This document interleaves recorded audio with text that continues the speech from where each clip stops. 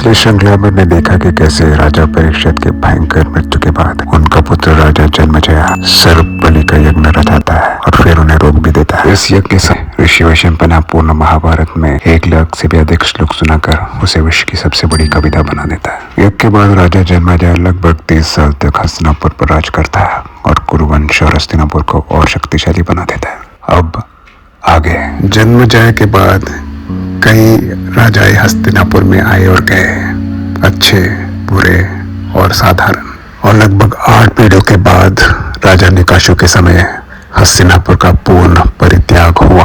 गंगा नदी का बहाव बार बार बदलता गया और शहर का एक बड़ा हिस्सा पानी में बह गया और लगभग 4000 वर्ष पुराना इस महानगर का पूर्ण विनाश हुआ। उसके बाद समय समय पर आने वाली भूकंप, बाढ़ और ज्वालामुखी ने पुराने हस्तिनापुर को पूरी तरह से भूमि के नक्शे से हटा दिया और कौसाम्बी में राज परिवार के लोगों के बीच की आपसी रंजिश और पड़ोसी राज्यों के साथ शत्रुता, इस वजह से नई राजधानी कौसाम्बी की ताकत भी धीरे धीरे ढलती गई और अंत में कौसाम्बी अपनी स्वतंत्रता खो दी और उस समय के सबसे शक्तिशाली फैलते हुए साम्राज्य मगध साम्राज्य का हिस्सा बन गया। इस तरह हस्तिनापुर में स्थित कुरुवंश कौसाम्बी में स्थित वत्स वंश बन गया और आखिरकार मगध का एक हिस्सा। हाँ,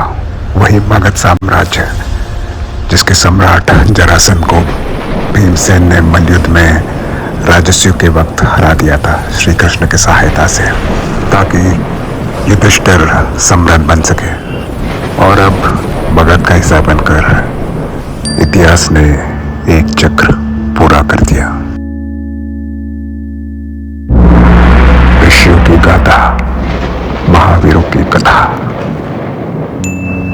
तो यही था महाभारत और कुरुवंश और हस्तिनापुर के अनजान तथ्य। महाभारत का इतिहास हमें यही सिखाता है कि धर्म ही असली जीत है। राजा, सेना, संपत्ति सब एक दिन समाप्त हो जाता है और युद्ध में जीतने वाला भी हार जाता है, क्योंकि सच्चाई यही है कि युद्ध में जीत सिर्फ मृत्यु की होती है। महाभारत प्रेम, बलिदान और धर्म की कथा। महाभारत जिससे भारत देश का नाम बढ़ा।